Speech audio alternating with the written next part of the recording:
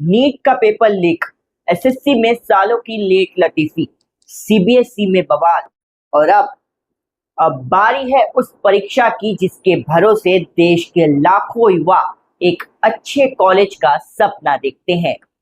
बात हो रही है सीयूटी यूजी की।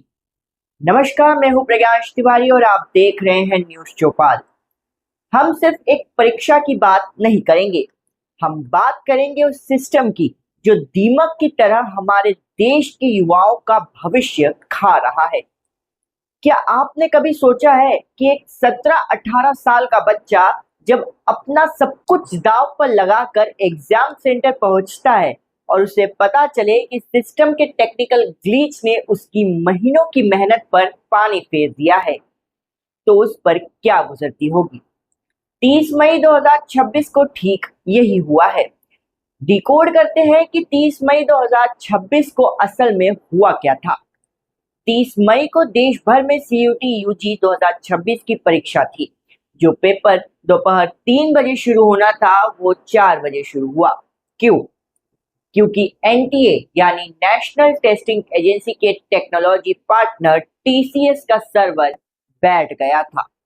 नोएडा के एक सेंटर पर तो हालात इतने बेकाबू हो गए कि बकायदा परीक्षा ही रद्द करनी पड़ गई। अब जरा एसी कमरों में बैठकर नीतियां बनाने वालों को मैं जमीनी हकीकत बताता हूँ। एक छात्र ने बताया है कि उसके पिता ने 30 मई की परीक्षा के लिए अपनी दिहाड़ी छोड़ी, ऑफिस से छुट्टी ली और 200 किलोमीटर का सफर तय करके उसे एग्जाम सेंटर लेकर आए। 200 किलोमीटर, और वहां पहुंचकर क्या मिला?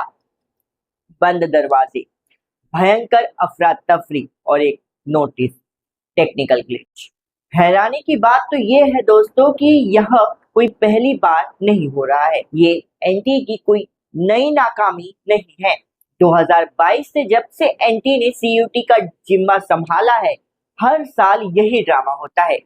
आपको याद दिला दो, पिछले साल मई 2025 में जब 13 लाख बच्चों ने एग्जाम दिया था, तब भी 26 मई 2025 को दिल्ली से लेकर बिहार तक सर्वर क्रैश हुए थे। कई शहरों में पेपर कैंसिल करना पड़ा था। 2025 में तो आंसर की को लेकर भी भयंकर विवाद हुआ था और रिजल्ट जून के आखिरी हफ्ते तक लटका रहा, जिससे बच्चों के एडमिशन तक खतरे में पड़ गए थे।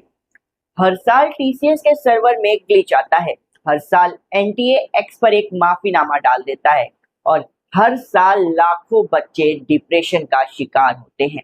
सवाल ये है कि क्या 30 मई की घटना पर एक ट्वीट कर माफी मांग लेने से उस पिता का 200 किलोमीटर का सफर और उस बच्चे का मेंटल टॉर्चर खत्म हो जाएगा?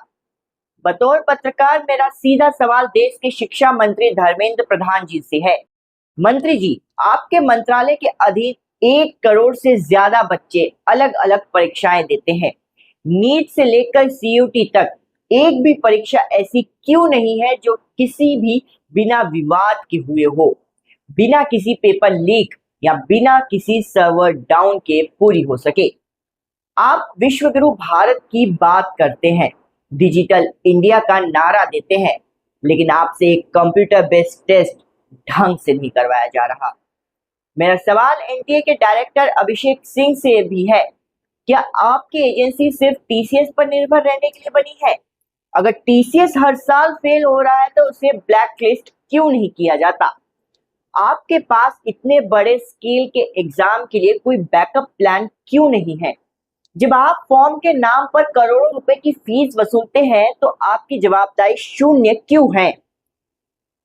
दोस्तों, इस देश में ज्यादातर छात्र छोटे शहरों, कस्बों और गांवों से आते हैं। वो चार्टर्ड प्लेन से सेंटर नहीं पहुंचते, वो जनरल डिब्बे की धक्के मुक्की और तपती धूप में पैदल चल कर आते हैं। उनके परिवारों ने कोचिंग की फीस भरने के लिए कर्ज लिए होते हैं। उनके लिए ये सिर्फ एक एग्जाम नहीं, ये उस गरीबी से, उस पिछड़ेपन से बाहर निकलने की इकलौती सीढ़ी है। और जब हमारा सिस्टम उस सीढ़ी को ही तोड़ देता है तो वो सिर्फ एक करियर नहीं तोड़ता, वो एक पूरे परिवार की उम्मीद को मार देता है। यहाँ तक कि सुप्रीम कोर्ट भी कह चुका है कि अगर एनटीए अपना काम सही से नहीं कर सकता तो उसे बंद क्यों नहीं कर दिया जाए। छात्र खुद गुहार लगा रहा है कि एनटीए को बंद करो। क्या सच में अब वक्त नहीं आ गया है कि इस पूरे एजुकेशन और टेस्टिंग सिस्टम की सर्जरी की जाए। 30 मई 2026 को नोएडा में जो हुआ, जो देश भर के सेंटर्स पे हुआ, उस पर आपका क्या सोचना है। क्या आपने या आपके किसी जानने वाले ने 30 मई का ये टेक्निकल ग्लिच झेला है?